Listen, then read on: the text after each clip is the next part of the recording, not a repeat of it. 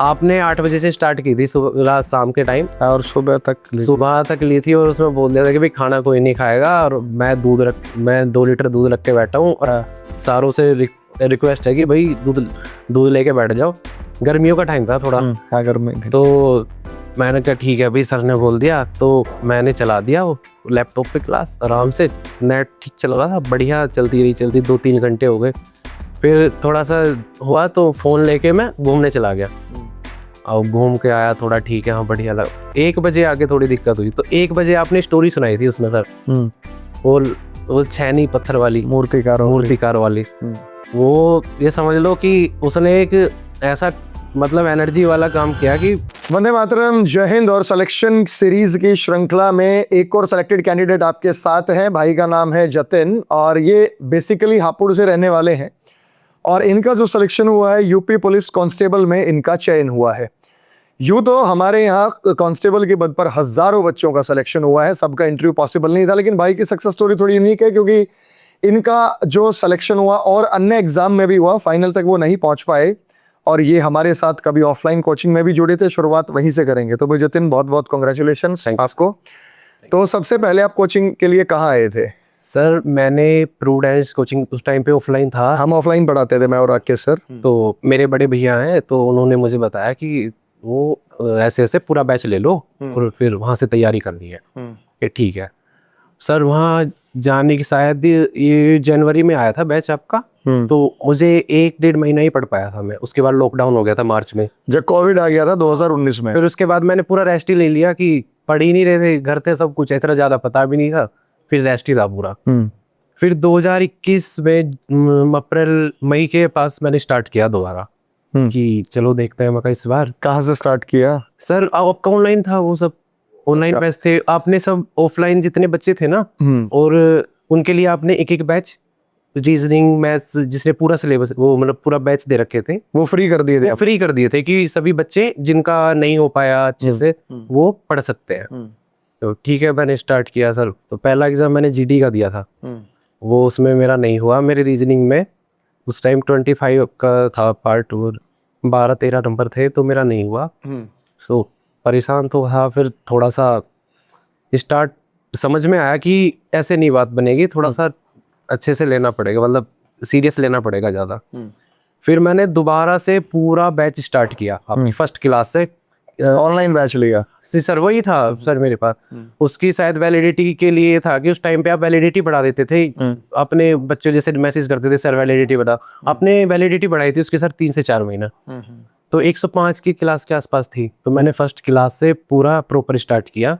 Book थी मेरे पास, वो प्रूडेंस का मटेरियल मिला था मुझे, एक पूरा चैप्टर किया। पहली बात तो मुझे आपने सीरीज से स्टार्ट किया था, तो सीरीज इतना मतलब डीप में आपने इतने ज्यादा पढ़ाया कि तब मुझे समझ आया कि इसलिए सिलेक्शन नहीं हो रहा था कि मैं पूरा नहीं पढ़ पा रहा था। मैंने ऊपर से 2-3 क्लास ली थी स्टार्टिंग में, इतने से हो जाएगा, बात बन जाएगी, पर समझ नहीं आ रहा था। फिर मैंने कुछ नहीं देखा सर, फिर प्रॉपर पूरा अपना पार्ट किया। ठीक है, सीरीज खत्म की, बुक उठाई, क्वेश्चन लगाए, बस छोड़ दिया भाई। फिर अगली बार नेक्स्ट चैप्टर स्टार्ट किया, फिर उसे 15 दिन में एक बार रिवाइज करता था कि 15 दिन में रिवाइज करके चलना है। और आपने बोला था कि भाई स्क्वायर क्यूब्स, तो मैंने 50 तक स्क्वायर याद किए, क्यूब्स याद किए, पहाड़े याद किए, तो मतलब अच्छा हो गया था फिर कि हाँ थोड़ा मन लगने लग गया। आप सुबह 7:30 वैसे क्लास लेते थे, लाइब्रेरी खुलती थी 8 बजे। फिर मैंने उससे रिक्वेस्ट करी कि भाई मेरी 7:30 क्लास होती है और मैं चाह रहा हूँ कि लाइव ले लूँ तो ज़्यादा बढ़िया है। तो उसमें मतलब दूसरा बैच जुड़ा था ना सर, उसमें मतलब वैलिडिटी की जगह आपने वो बैच जोड़ दिया था कि इसमें एनरोल हो जाएगा आपका। तो ठीक है, वो क्या लगा, ठीक है भाई चलो ऐसी बात है तो आप आ जाना, कि मैं तो आऊँगा नहीं, पर लाइब्रेरी 6 बजे साफ सफाई होती है तो ओपन हो जाएगी, आप आके स्टार्ट कर सकते हो।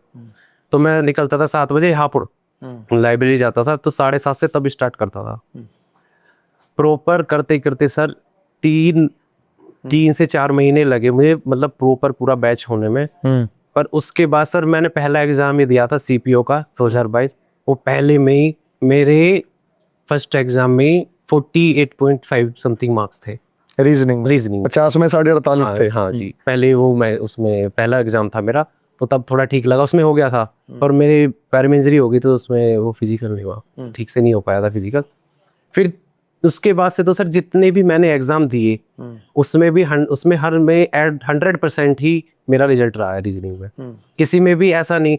एक बार ऐसा हुआ था सर कि थोड़ा सा मुझे दिक्कत आने लगी थी स्लो चैप्टर होता है ना स्लोइज्म, उसमें दिक्कत आई कि क्योंकि बैंकिंग में था कि बहुत एडवांस लेवल, मैंने सोचा कि बैंकिंग भी ट्राई करता हूँ एक बार। अब उसमें दिक्कत थी कि बहुत ज्यादा फंस रहा था मैं। फिर मैंने वो 3 बार देखा कि मगर भाई इसमें कर तो कुछ सकते नहीं। अब बैच भी उस टाइम पे ही हो गया था, लाइव नहीं था तो पूछूं कैसे। फिर ये था कि 2-3 बार देखता हूँ। 2-3 बार मैंने देखा सर, बस उसके बाद से इतना अच्छा हो गया कि सिलोसिम के जितने भी क्वेश्चन होते हैं मैं 5 से 10 सेकंड से ऊपर लेता नहीं हूँ। और उसके मैंने भी इसलिए SBI का भी पेपर दिया, मैंने आपसे बताया था सर, उसमें भी अब मेंस देखा है मैं। तो मतलब उसकी SBI का PU का मेंस देखे हैं आप? जी नहीं सर, क्लर्क का जी सर। ठीक है, तो उसमें क्या लग रहा है आपको? सर देखो चांस तो है ठीक, पर उसका ये कि आंसर की नहीं आती तो थोड़ा पता नहीं रहता, थोड़ा संशय में रहते हैं, तो इसलिए अभी कुछ नहीं पता है सर। बाकी देखते हैं सर क्या ही है। तो आपने जो बैच लिए थे, कौन कौन से बैच आपको मिले थे यहाँ से? जैसे एक तो रीजनिंग का मेरा मिल गया होगा। जी सर, मैथ्स का मिला था राकेश सर का, और सर जयदीप सर का मिला था। तो ये बैचेस आपने इसमें एनरोलमेंट किया।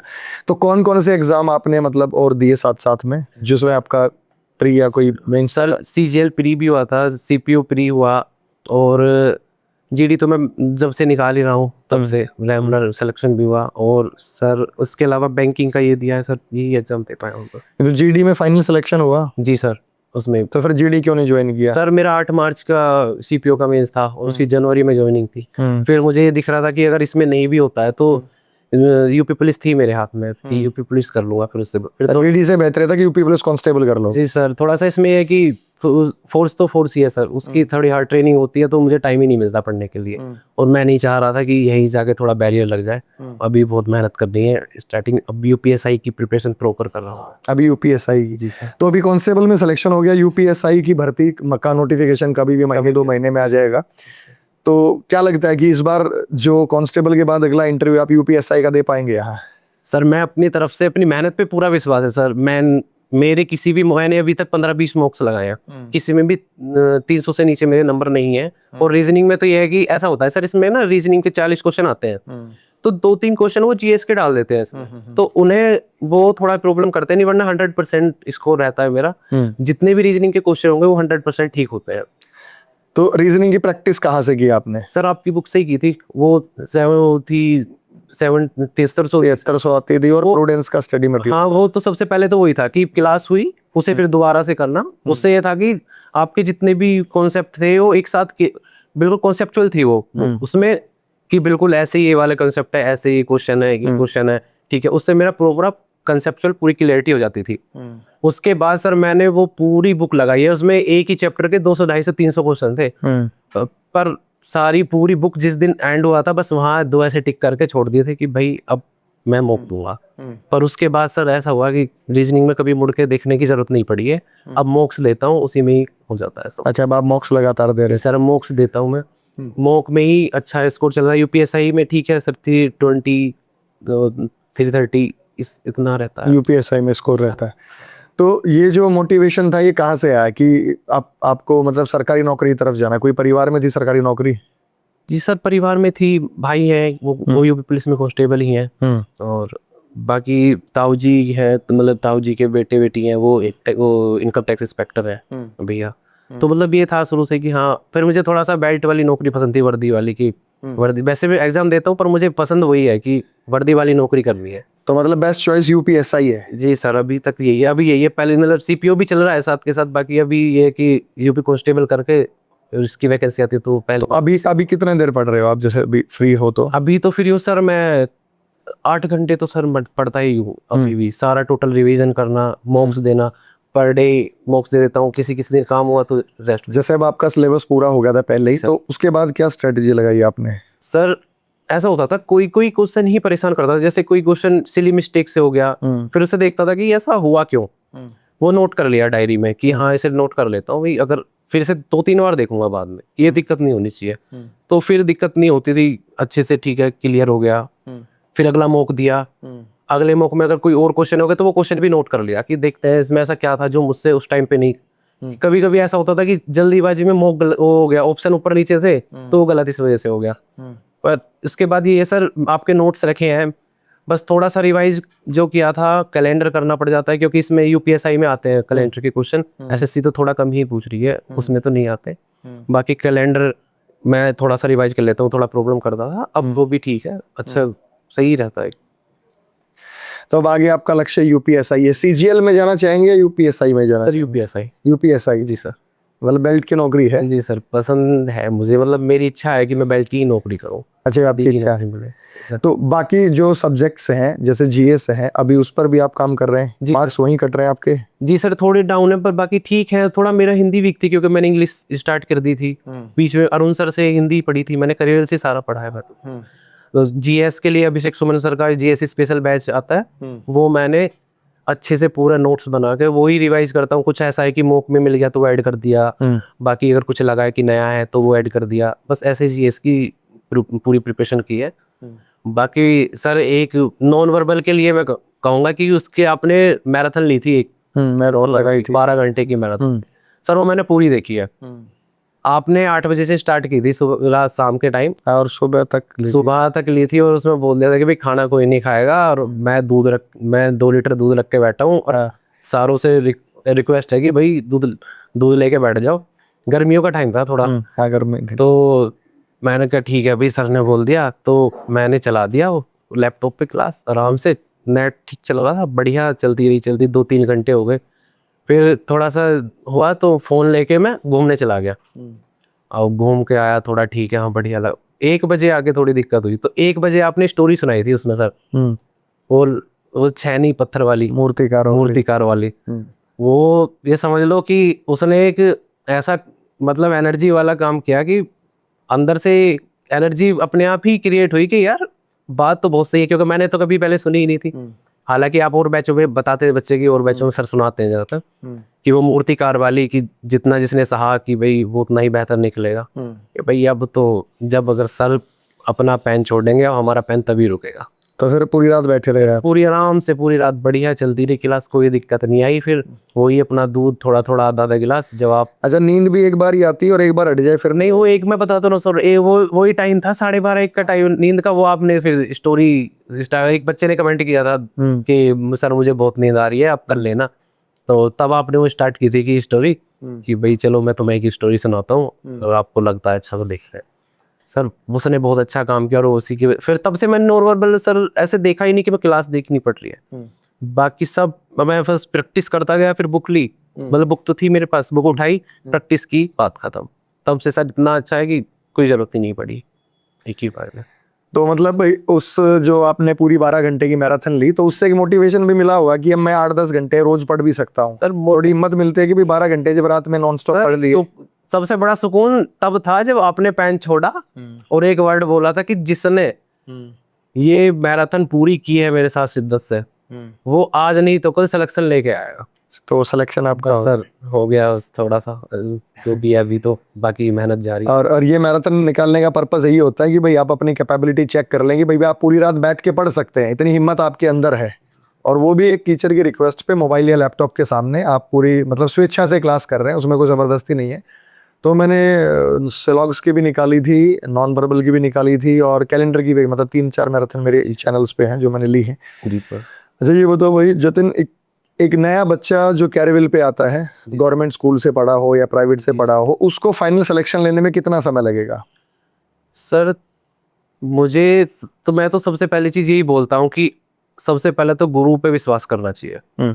अब जैसे मैं आपसे क्लास लेता था, मुझे ऐसे मतलब एक अट्रैक्शन ऐसा हो गया था, एक समय पे ऐसे लगने लगे, क्योंकि 10 से 12 घंटे में लाइब्रेरी में ही रहता था, तो घर से ज्यादा ऐसा लगता था कि सुबह अरुण सर आएंगे, जैसे सामने बैठ के पढ़ा रहे हो, राकेश सर आएंगे वो पढ़ाएंगे। इतना ज्यादा लगाव हो गया कि मुझे समझ ही नहीं आता था कि टाइम कब निकल गया। कुछ नहीं करा ना, तो कभी सर ये सोचा कि सिलेक्शन कब होगा, कैसे होगा, कुछ होगा नहीं। पहले वक्त पूरा सिलेबस करना है अच्छे से। मैं तो सबको यही बोलना चाहता हूँ सर, अगर जो भी नया बच्चा तैयारी करेगा उसे कुछ नहीं सोचना चाहिए, अच्छे से पहले जितना सिखा रहे हैं उतना समझना चाहिए। अगर दिक्कत है कमेंट करने से बेहतर है सर दोबारा क्लास देख लो रिकॉर्डेड फॉर्म में, बहुत अच्छी बात है। और जितना करियर पे जितना डिटेल में इतना अच्छा लेवल का पढ़ाया जाता है सर, मुझे तो नहीं लगता कि कोई दिक्कत रह जाएगी, क्योंकि मुझे नहीं रही। तो मुझे नहीं लगता कि किसी को रहेगी, क्योंकि मैं तो बहुत ही इतना अच्छा नहीं था पढ़ाई में, 10th 12th में इतना अच्छा नहीं था, पर फिर भी सिलेक्शन हुआ है और ये एग्जाम्स भी बहुत निकाले हैं। तो नए बच्चे को तो सर यही है कि प्रॉपर बैच अच्छे से एक बार पूरा स्पेशल बैच लेके पढ़ें, या जो भी अब बैच जो भी अपना टारगेट है वो बैच लें, पूरा अच्छे से कवर करें, 3 से 4 बार प्रैक्टिस करें और सीधा मॉक लगाएं, 100% सिलेक्शन होगा सर। अच्छा, और जो क्लास में हम क्वेश्चंस कराते हैं वो सफिशिएंट लगते हैं आपको? सर मुझे तो नहीं लगता, उसके अलावा अगर कोई करेगा, वो है कि अगर किसी आपको ज़्यादा ही लगता है कि मुझे एक सुपर ही होना है तो बात अलग है, नहीं तो सर जितना आप प्रैक्टिस कराते हो ना, मुझे तो नहीं लगता कि उसके बाद कोई ज़रूरत पड़ेगी, क्योंकि आप बहुत 2 चैप्टर मेरे फेवरेट है सर आप पे, कोडिंग डिकोडिंग और सीरीज। मुझे अल्फ़ाबेट याद नहीं होते थे कि जैसे कि J10 ऐसे, आपने ऐसे याद करा दिए थे, एक ही क्लास में मुझे रट गए थे कि मेरे साथ साथ बोलो कि T20 और ठीक है Y25 मतलब P16 ऐसे बोल बोल के, मतलब आप रैंडम बोलते थे तो एकदम से कलेक्ट हुआ, धीरे धीरे एक ही क्लास में मैं सीख गया था। तो मतलब ऑनलाइन क्लास में ऑफलाइन वाली फील आती है? सर मुझे तो ऑफलाइन से ज़्यादा ऑनलाइन ज़्यादा अच्छा लगता है। एकांत में अच्छे से बैठ के अपना ईयरफोन जो भी होते हैं लाइब्रेरी में बैठ के शांति से मन लगा के, एक ऐसे समझो कि पर्सनल टीचर तुम्हें मिल गया और आराम से अपना पूरा सिलेबस आराम से कर सकता है बच्चा, क्राउड से ज़्यादा, जिसमें भीड़ भाड़ नहीं, अपनी एक सेपरेट चेयर है, सामने आपका मोबाइल है, सामने टीचर है, बस अपने मन की बात है कि तुम्हें अपना मन लगाना पड़ेगा कि भाई ये टीचर है, ये मैं हूँ, और यही बस कर पाएंगे जो भी है वही सर, इसके अलावा और कुछ नहीं है। तो भाई आप भी अपने घरों में बैठे होंगे, अभी देख रहे होंगे इस इंटरव्यू सेशन को, आप भी तैयारी कर सकते हैं। ये मायने नहीं रखता कि आप सरकारी स्कूल में पढ़े हैं, ये मायने नहीं रखता कि आपका 12th में कंपार्टमेंट आ गया था या आप 12th में फेल हो गए थे।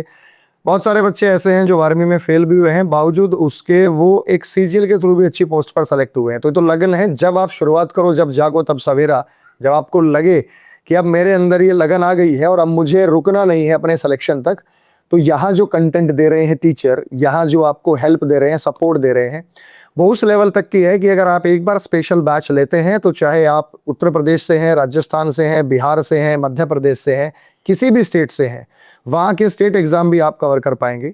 सेंट्रल गवर्नमेंट की जॉब्स हो गई जो SSC से रिलेटेड हैं, या रेलवे की कोई पोस्ट हो गई, या टीचिंग की कोई पोस्ट हो गई, जहाँ जो पोर्शन आता है, जहाँ रीजनिंग आता है, मैथ्स आता है, इंग्लिश या GS, वो आप यहाँ से कवर कीजिए। इसलिए मैं कहता हूँ कि सिलेक्शन हमारे यहाँ सबसे ज़्यादा है, और हमारे पास भी इतना समय नहीं हो पाता कि हम सभी बच्चों के इंटरव्यू सेशन आप लोगों के सामने ले पाए। तो सिलेक्शन है, और सिलेक्शन मतलब कैरियर वेल, ये हमारा लोगो भी है, मोटो भी रहा है। और मैं आप लोगों को विश्वास दिला दूं कि अगर आप, जैसे भाई ने विश्वास किया, टीचर्स के ऊपर विश्वास करें और विश्वास करके लगातार मेहनत करते रहें, तो बहुत जल्द आप भी सिलेक्शन लेकर आएंगे। तो भाई अब अगली भर्ती SI की है, अब हम उम्मीद करेंगे कि आप आएंगे तो दोबारा मैं रिकॉर्डेड वीडियो दिखाऊंगा कि आपने कमिट किया था। जी सर। कि कांस्टेबल पर तो सर सिलेक्शन हो गया, GD में सिलेक्शन हो गया, अब बारी है UPSI मैं की। अपने एंड पे पूरी मेहनत करूंगा। इससे आपको और मोटिवेशन मिलेगा कि मैं सर के सामने प्रॉमिस करके आया। सर मुझे तो विश्वास भी नहीं हो रहा कि मैं आपके पास बैठा हूँ या मेरा इंटरव्यू चल रहा है। इसके लिए तो बहुत 3-4 साल लग गई मुझे यहाँ तक आने के लिए, और अभी मेहनत जारी है सर आगे। नहीं बिल्कुल, अभी एज कितनी हो गई आपकी? 23 एज है। ठीक है, अभी तो आपके पास समय भी है, जी सर, तो आप कर सकते हैं। जी सर। और घर पे और कौन कौन है? फादर क्या करते हैं आपके? Sir sector 7 sir period area है, वहाँ है हमारा, सब बताया था सर मैंने आपको पहले। अच्छा, तो मैं और मम्मी गांव में रहते हैं, बड़े भैया और पापा जी दिल्ली रहते हैं। वो इधर अपना काम जी देखते सर, हैं। अपना काम करते हैं। ठीक है, तो ऐसा नहीं है मतलब कि बहुत शुरुआत से ही आप बहुत इंटेलिजेंट रहे हो, नहीं बहुत सर। महंगे स्कूल में पढ़े हो? नहीं सर, नॉर्मल यूपी बोर्ड का स्कूल था, और मैं बता दूं सर, मेरे 12th में 47% मार्क्स हैं ओनली। अच्छा, 12वीं में 47%? 47% है, वो भी बायोलॉजी से। हाँ। मैथ तो था ही नहीं, मैथ से इतना डर, पर राकेश सर ने वो सुपर करा दिया। मैं 100% लेके आया सर उसमें। ये यूपी पुलिस में भी 100% है, GD में भी 100% है, और किसी में मतलब अदर SSC के एग्जाम्स में भी 40 से कम तो किसी में नहीं है, 45, 44 हर किसी में अच्छे मार्क्स हैं। तो मतलब जो बच्चे को लगता है कि भाई मेरा मैथ्स कमजोर है, इंग्लिश कमजोर है, वो ईमानदारी से पढ़े तो यहाँ कवर हो जाएगा। यहाँ सर सिलेक्शन हो जाएगा सर, कवर नहीं होगा। अगर अच्छे से एक मान के कि ये मेरे गुरु हैं और मुझे पीछे पीछे चलना है, बस एक बार बात मान कर। क्योंकि सर आप पढ़ाने के साथ साथ जो गाइडेंस है ना सर, एक बच्चे को पता नहीं होता कि कैसे करना है, क्योंकि भटकाव बहुत है। कोई बता देगा ऐसे कर लो, ये कर लो, पता नहीं फिर क्या हो रहा है क्या नहीं हो रहा। पर टीचर पे थोड़ा विश्वास रखना चाहिए कि जो क्लास में बताते हैं कि बेटा इसे कर लो, आप इतने आराम से बोलते थे कि बेटा इतना कर लो, मेरी गारंटी है कि 100%। आप 100% दे के आओगे सर, उसी पे विश्वास कराया और उसका रिजल्ट भी है। तो सबसे बड़ी बात है आपका विश्वास। अगर आपका विश्वास है ना, तो मैं तो ये कहता हूँ कि जब विश्वास होता है खुद के ऊपर तो तुक्के भी सही हो जाते हैं। तो विश्वास खुद पर होना चाहिए, टीचर के ऊपर होना चाहिए, आत्मविश्वास से भरपूर हो जब आप एग्जाम में जाएं। और कॉन्फिडेंस तभी झलकेगा जब आपकी तैयारी बढ़िया होगी। जब तैयारी बढ़िया होगी ना, तो पेपर में आप कॉन्फिडेंस के साथ जाएंगे। और तैयारी में कहीं कमी लगती है, दिल में पहले ही डर है कि ये चैप्टर मेरा तैयार नहीं हुआ, मेरा मैथ्स कमजोर है, तो आप पेपर में कैसे अटेम्प्ट करेंगे? आपको वैसे ही डर लगेगा, तो आप एंजाइटी का शिकार हो जाएंगे और आते हुए सवाल भी आप गलत कर पाएंगे। इसलिए पूरी तैयारी जो टीचर्स ने आपको कराई है, उस तैयारी के साथ आप तैयारी करते रहिए। हम ऐसे सेलेक्टेड कैंडिडेट्स का इंटरव्यू आपके लिए लाते रहेंगे, जिससे आपको मोटिवेशन मिले, जिससे आप भी अपने डिजायर पोस्ट जो चाहते हैं उस पर सिलेक्शन लेकर आए और हमारे साथ यहाँ बैठकर इंटरव्यू करें। मिलते हैं। जय हिंद। शुक्रिया भाई, बहुत बहुत शुक्रिया।